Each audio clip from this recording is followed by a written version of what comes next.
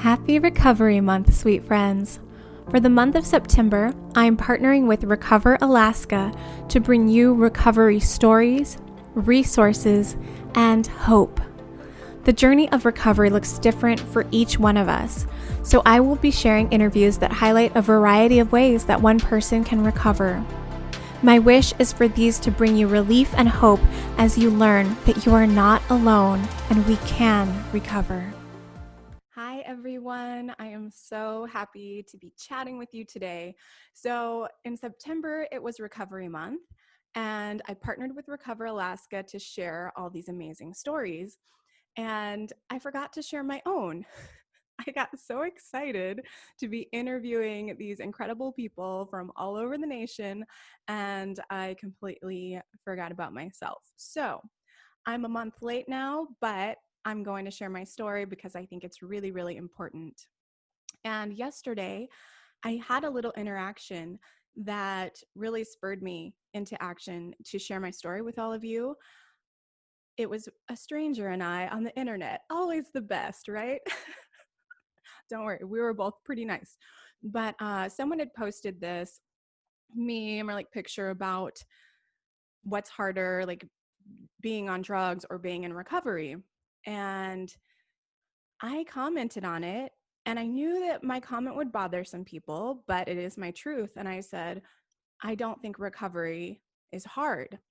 I think being a human can be really hard, but for me, recovery is not hard anymore. And of course, pretty soon someone commented and they said, again, this is a stranger, and they said, careful, when your mom or dad die, then you'll understand, or then you'll be sad, or something like that. So I feel my body get all hot. Like, I don't have confrontations very often, and this wasn't necessarily one, but starting their sentence with careful and then leading to like someone I love is going to die, is really interesting to me. And it got me a little heated. And at first I thought, okay, well, maybe I shouldn't be sharing my story, or shouldn't be telling my truth, that I don't struggle in recovery anymore. And then I thought, no, guess what? This is my story. And I responded and I said, hi, actually, my dad did die from a lifetime of addiction. And so did my grandfather. I'm 9 years clean and sober, and I am totally committed to breaking that cycle in my family so that more people don't have to die. And, and I said that basically what I was saying was that recovery, I don't have cravings anymore. Like for me, some people think they're going to struggle their whole life if they get clean and sober with cravings. And I'm here to say that that's not needed. I mean, again, it's been 9 years. I think it's been about 7 years since I had a craving for anything. So again, this is one story, but I think it's a really important one because recovery looks different for everyone. And I really want to share what I have done to get to this place today. And that girl wrote back, and now we're friends. Okay, so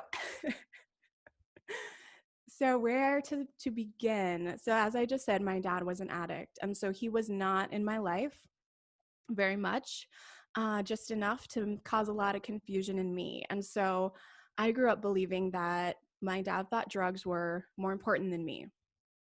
And I made this vow to never date an addict, whether they were in recovery or active addiction. And lo and behold, I thought of that many years later when I was alone in my apartment, high on something, drunk. And I thought, holy shit, like I'm the addict. I have never dated one, but I was the one. So that was really eye-opening to me. So my addiction all began after a really traumatic event. A masked man broke into my house.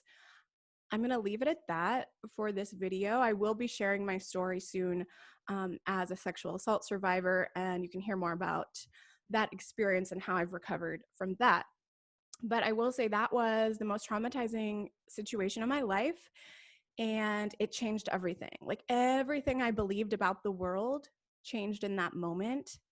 And I was 19 years old, and it just kind of rerouted my whole life because suddenly the world was not safe. My house was not safe. Men were not safe. My virtue was not safe. everything could be ripped away. God wasn't real. I mean, these were all these like huge things that I believed my whole life that in 1 hour, gone. So, as you can imagine, I went through some shit after that. And so the response from the doctors and counselors after that was to give me a ton of prescription drugs. And so I went from having nothing but my like cute asthma inhaler to having anti-anxiety medication, antidepressants, pain pills, and sleeping pills. I think that was the major four. And so here I was, and I thought, well, you know what? These are from the doctor, so they must be okay. You can't abuse something if the doctor said it's okay. Man, I've had such a major change in all of my beliefs since then, but that's where I started. And so my addiction actually began with prescription drugs. And I remember the day, I mean, I was in so much fear and terror for so long, and my PTSD was through the roof. And I remember sitting there one day and going, okay, I think that like the easiest part of my day is when I take this one certain pill. I'm only supposed to at night, but I'm going to take some right now, maybe just half, and then I can calm down because I'm so scared. And that was the starting point of my 10-year off and on massive addiction problem. I just wanted to not be scared. And I didn't have any coping skills. Like, you know, now there's so much available to us. And I get to teach my kids meditation and mindfulness and tapping and all these things that can help. But I didn't have any of that. My mom had never seen anything like that. And so we were all just doing our best. And so anyway, after this traumatic event, within the same year, I think it was a 9-month period, my father died and my stepdad left the family. And that was like the point when I was like, okay, I know I'm on Earth for a mission. My name is Blaze. Like, I'm going to be a superhero. But for right now, I need to check out. Like, I don't want to die. I've still got amazing things to do, but I cannot handle all of these emotions. I have no idea what to do with them. So my using progressed. And then I turned 21 and added in alcohol. And now it was alcohol and pills. And it was just so out of hand. And this continued on, like I said, off and on for about a decade. And, you know, everyone's life has different levels of rock bottom. And so you don't need to wait until you've lost everything good in your life to finally decide that's your rock bottom. For some people, it's like just waking up in a weird apartment and going, okay, we're not doing this again. So again, you know, recovery looks different for everyone. Addiction looks a little bit different for everyone. But I will say we're all humans. And as much as we like to think we're a unique snowflake, we also still have a lot of the same patterns. And that's great because there's also a solution. There's lots of solutions to these patterns if you're willing to try. So I ended up going to rehab. I did like an outpatient 90-day thing. And I was so defensive and so against what these people were telling me. And, you know, I was like, I just came here for a pill thing. I am not an alcoholic. I've never done hard drugs. I'm not going to, like, you can't convince me of anything else, because they were so insistent that they were like, you are a drug addict, you're an alcoholic, you have bulimia, you're a freaking hot mess, and you need a lot of help. And I'm like, no. And so I was totally resistant to them. And I also had this issue with this drug counselor who was not an addict. And she was condescending, and she was like, well, I read about you in a book, so I think I know what to tell you. And like that was really challenging for me. And fast forward to discovering 12-step meetings. This was one part of my recovery for a while. It's not today, but I have a lot of respect for those programs and the people who get help from that. What's so amazing about those programs is that you are mentored by someone who is an addict or an alcoholic that knows exactly what you're going through. And when you can get a mentor who is like you, a few steps ahead, that is ideal. For me, someone who is making bank because they read about me and the DSM-4 and were going to tell me what to do with my life was not going to work for me. So after that, I made it 28 days without taking any pills, I think. But again, I'm not an alcoholic. I've barely ever drunk and had anything to drink in my life. So of course, the next thing you know, I'm an alcoholic. They were right.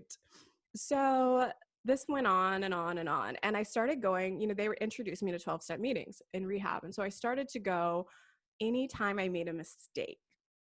And so that was like one of my things was, oh no, my family's worried about me.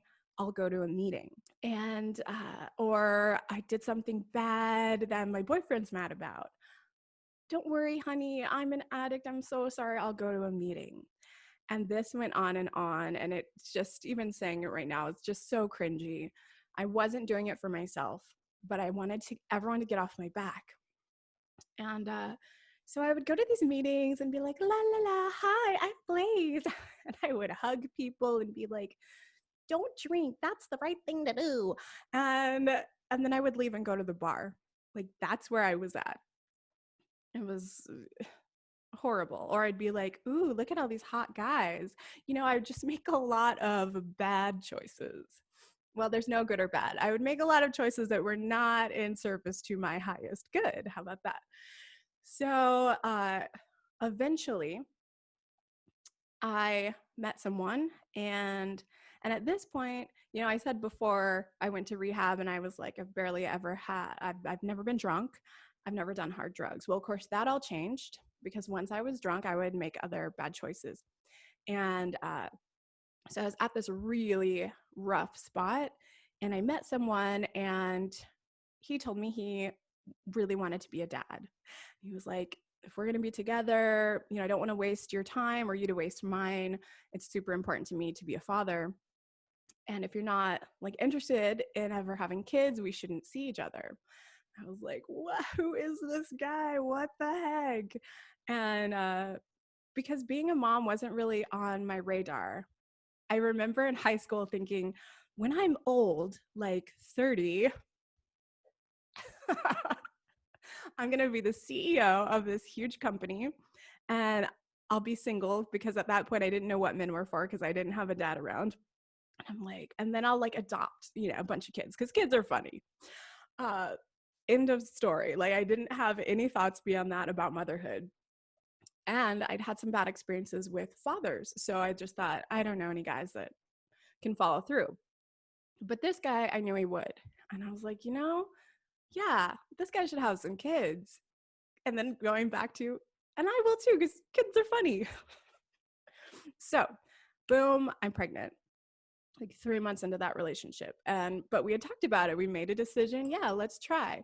So there we go. We're trying. And it happened right away. So there I was, drunk from the night before, looking at this pregnancy stick. And I'm like, oh, wow. So we got really excited, and I stopped drinking and I stopped using. And I'm like, well, obviously you can't do that when you're pregnant. There's a freaking baby in your body. And so I stayed sober through the whole pregnancy. I was such a mess. I mean, imagine ripping away your only coping skills, no matter how negative they are, and adding in some pregnancy hormones. Oh my God, it was bad. I was scary.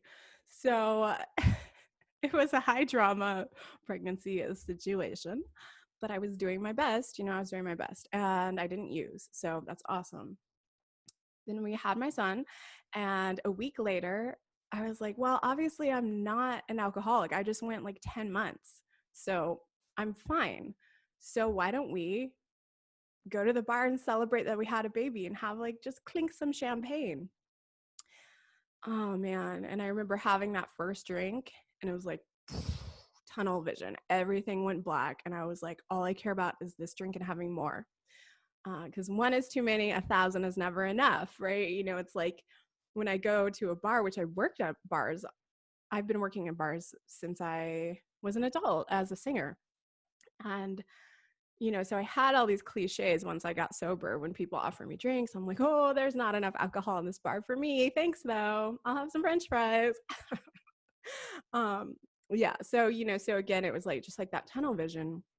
And I knew then I'm an addict. I'm an alcoholic. It didn't go away during that pregnancy. It was just I was white knuckling it. Um, so I started to use for a couple months. And I like over researched everything. I'm like researching everything to do if you have a baby. And then I got pregnant again. So I'm like, my using was what a lot of people are doing normally as people and as pregnant people. Like I didn't do anything that would harm my baby, but I didn't need any of those things. Like I was misusing substances, not illegal ones, legal ones, but I knew like I'm doing this for the wrong reason. And yeah, although it might not be hurting my body or my baby, it's not helping anything. It's making things worse. I'm not recovering. So finally, I like broke down. It got just to that negative level, and I decided, okay, I'm actually going to try this for real. And I'm sorry, I'm getting like nervous right now because this feels so vulnerable. Like this is insanely vulnerable to share with you guys. Um, but I'm going to keep going, and I am going to share this because I know I'm not alone. I know I'm not the only one that's gone through this. I also know that there are women who did use in pregnancy and couldn't stop, and I want them to have hope too. I think we're so quick to judge, and I get that. I've been a judgmental person plenty of times in my life, and I will be again. Um, but it's really important to me to share this. All right, so hung my head, and I made a decision that I was going to do everything asked at a 12-step meeting for 1 year. And if I didn't have a better life in 1 year, I'd go back to drinking. So, in order to do this, I was like, I'm going to have to do the opposite of my first thought for like a whole year because my brain isn't working. My first thoughts are really destructive. So, I didn't have really very many female friends at the time, just drinking buddies. And I used men a lot, and they were a distraction to me. So, I decided to join a women's only group. And I also chose a 12-step group that made me nervous. There was like the more functional groups, and then the more like groups where there's a lot of felons. Like it was a different vibe. And I'm like, I need the one that scares me, not the one that seems like not a big deal. So I joined this women's only group, and I remember like being in a hoodie, arms crossed, crying, so much crying, not talking, but I started doing everything they said. And I was extremely uncomfortable, which is good. I choose to get extremely uncomfortable all the time. I am right now, right this second, I'm uncomfortable because I know that if I stay in comfort, I can't help anyone or myself. Magical things won't happen. It'll be boring and mediocre. And that's not why we're here. So there I was, hanging my head, hating life. And they said, get a sponsor, which is basically a mentor. They help walk you through the 12 steps of recovery. There were things I didn't agree with, like wording that I didn't like, but I decided to put that aside and just do my best and see what happened. And that's what I did. And I started to see that there are people in the rooms who were complaining about the same thing every week, every day. And those were usually the people who weren't working the steps. They weren't putting pen to paper. They weren't actually going within. They were just showing up to meetings, which is better than nothing because the support you get is amazing. But I wanted way more than that. So I was like, okay, I'm going to work the whole 12 steps in 1 year and hope things are better. And that's what I did. And I had some amazing sponsors. And the 12 steps helped me a lot. Like it really took away a top layer. Like all of the shallow things that I had going on, I don't even remember anymore. Like it just got that first layer gone.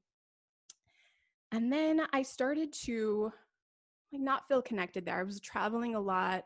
I was moving for a few months at a time and all like really fun things. But I wasn't very connected to this group anymore. And although, when I was in Kansas City, we lived in Kansas City for a few months, and it was a super fun town.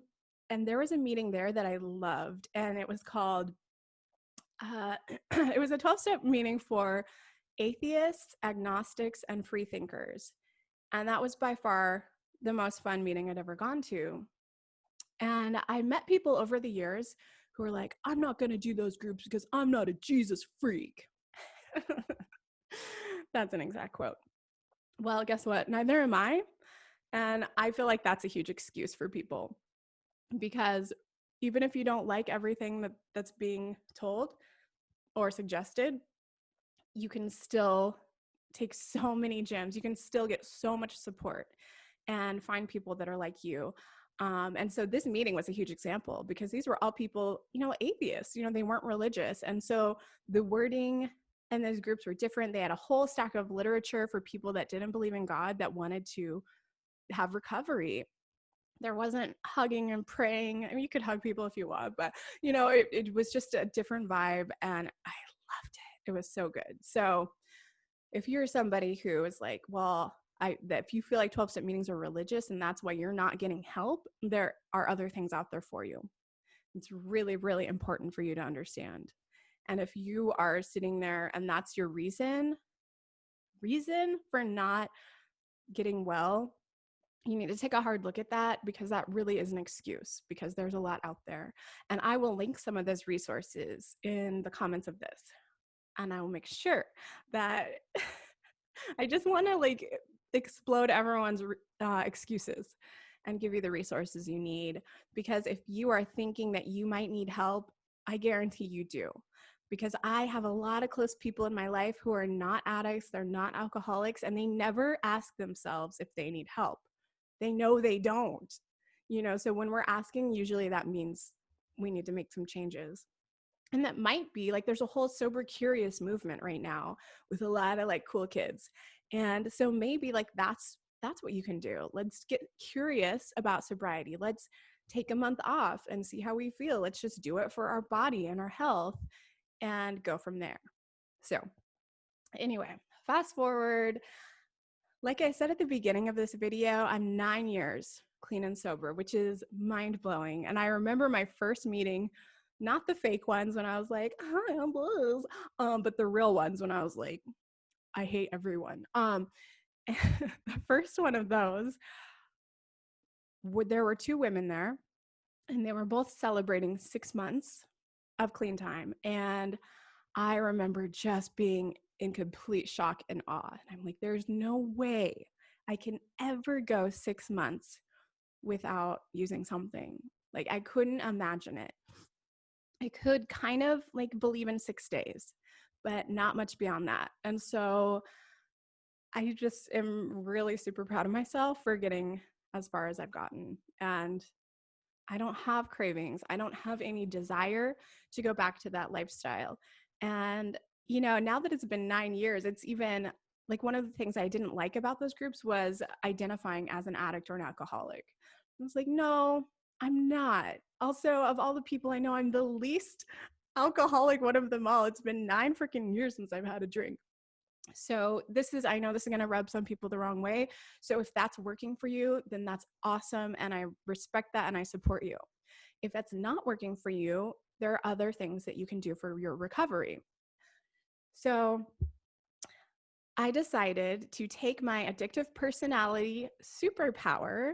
Yeah, my friends, it's a superpower to be able to obsess the way that addicts can obsess. And if you switch that to something healthy, something exciting, helping other people, then you will be unstoppable. So I decided that I was going to take all of the time, money, and energy that I'd spent on my addiction and on my self-destruction and turn that around and spend the same amount of all of those things on my recovery, on my healing.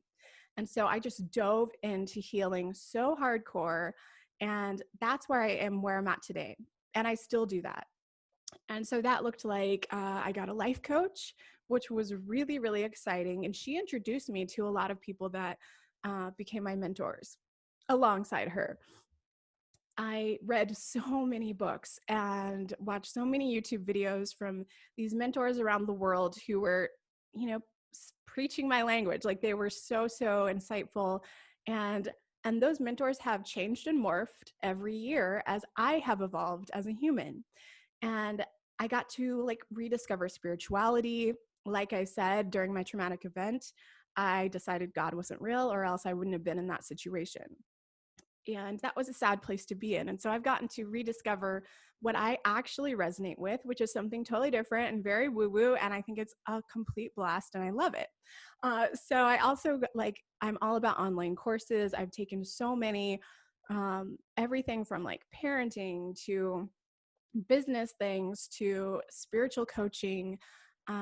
This year, I've invested in this major spiritual coach, and she's a hypnotherapist and does tapping, and we did a past life regression, and I did a 6-month program with her. It's actually ending in about a week, and my life has transformed like nothing I've ever seen. And so I'm a huge believer in investing in yourself. And when you find something or someone that you're like, ooh, do it, please. Like, how many times did you scrounge up money to go get your drug of choice? Like, scrounge up that money and get something that's going to actually help you and help you evolve. And so that is like where I'm at today. Books, mentors. I went to nutrition school to become a health coach and life coach. That was really incredible. I'm constantly learning, constantly growing, constantly getting uncomfortable. And I know that it's my mission to recover out loud, to share this with you, because there are people all over the world. And I, again, don't want your excuses to hold you back from living the life you came here to live. And we can get so knocked off course, and we can get so lost and forget who we are, forget why we're here. And it's my just complete mission and goal in life to help you remember who you are, remember why you're here, and step into your power, because you are so, so, so powerful. And if you've forgotten that, if you don't feel powerful right now, that means you've forgotten. That doesn't mean that you aren't. So there's so much out there to help you. And, you can watch my other videos. I have all kinds of things that I'm creating right now. I'm halfway through Reclaim Your Badassery, which is a group coaching program that I founded, and we're going through it. We'll be doing it again. So if you want to get on the wait list for that, like, that's an amazing way. Again, this is all about healing your body, healing yourself. So the podcast, the YouTube videos, I have a ton of free, valuable content for you to consume. And then I have all these other things that you can do to continue to upgrade and evolve your healing. Recovery is so important. And I just want you to know that I love you. You're not alone. I remember being alone in my apartment, just using and crying and feeling so broken and powerless and thinking I could never, ever recover. And I wasn't doing it socially. It wasn't fun. I was by myself most of the time, totally scared. So if that's you right now, please know that there's help out there, and it comes in a lot of different forms. I guarantee there are people that are waiting to support you. And with the internet, it's easier than ever to find those people. They're probably strangers. Some of us have, usually in addiction, we build up a community of like-minded addicts, and those people aren't going to help you. They'll enable you. So step outside of that and find someone else. Reach out to me and I can direct you. I can be there for you. So anyway, I love you, and you're not alone, and you are so worthy of recovering. Thank you so much for listening. The recovery sessions are brought to you by Recover Alaska, whose vision is for Alaskans to live free from the consequences of alcohol misuse so that they are empowered to achieve their full potential. Learn more at recoveralaska.org. I love you all so much, and I'll catch you next time.